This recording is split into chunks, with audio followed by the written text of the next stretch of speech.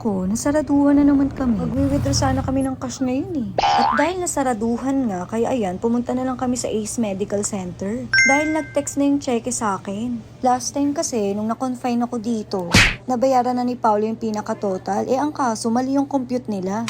Bawal na i-refund ng cash, kaya ayun. Iti-text na lang daw kami kung kailan daw makukuha yung cheque. Syempre naman, 5K din yun no, sayang din yun. Ganon din yung nangyari nung na-emergency ako, nung buntis ako. Hindi nila nalas yung PhilHealth ko, kaya nagkaroon din ako ng 500 pesos na cheque. Ang kaso, nakakahiya naman, 500 lang, i-claim pa sa bangko. Kaya ang ginawa ko, tinabi ko na lang. So ayan, dalawa na yung cheque ko. Hindi na nakakahiyang i-claim yung 500 kasi may kasama na siyang 5K plus. Ang dami pala naming ganap ngayon. Pagtapos namin pumunta sa Ace Medical Center, dumiretso kami dito sa Secretary kung saan bininyagan yung kambal. Kasi kailangan daw ng baptismal certificate. At nung unang punta namin, kala namin close, buti na lang yung tambay na kaibigan ni Paulo. Sinabi na open daw yun pero dun sa may bandang dulo. Kaya ayan, bumalik kami para i-check kung totoo. At ayun, totoo nga. Kala ko nung una sarado talaga sila, yung pala tinted lang yung glass. Buti na lang at lumapit ako para i-check kung anong araw sila open. At grabe, bigla akong nagulat kasi biglang bumukas yung maliit na bintana. Kaya ayan, finally, nakuha namin yung kambal ng baptismal certificate.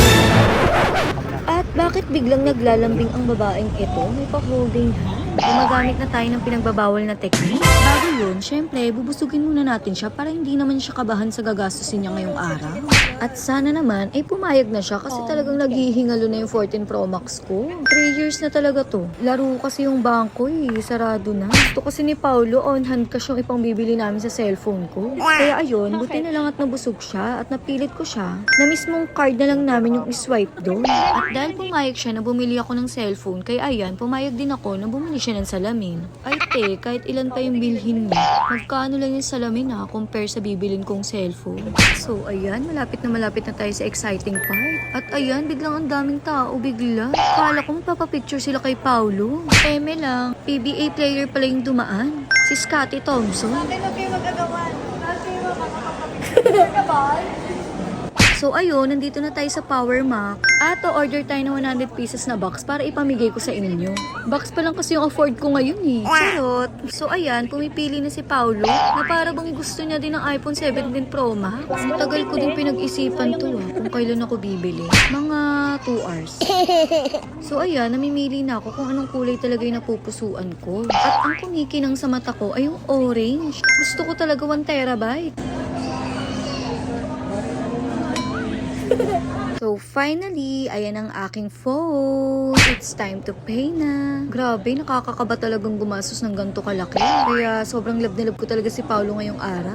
Yung kahit may sariling negosyo naman ako, pinagsasama kasi namin ni Paulo yung pera namin. Kaya kailangan kapag may mga gantong purchase, kailangan talaga dalawa kami nagdidesisyon. At dahil dyan, dito ko na i-unbox para kapag may sira, mapalitan agad nila. Grabe, nakakakaba talaga. Ang saya-saya. Dati kasi hindi naman namin afford to.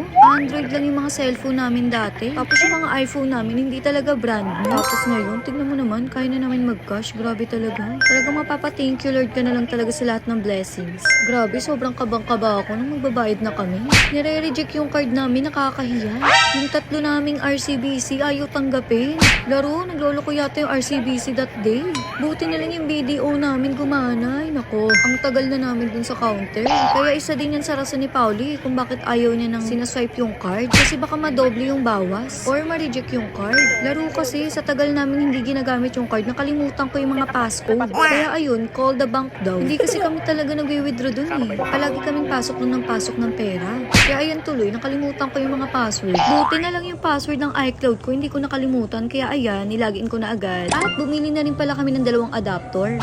Kaya sira na yung mga adapter namin sa bahay. At dumiretso na rin kami sa dito SIM para i-eSIM yung SIM card ko dito sa phone ko na bago. Dito na rin pala ako bumili ng casing. At pina-tempered glass ko na rin siya para sigurado. Hindi ako sa mismong Power Mac bumili kasi ang mahal. Okay na yan kahit walang tatak, importante nakakase siya ng makapal. Para safe siya kahit papano. So that's all for today. Thank you for watching. Ingatan mo yan, ahoy.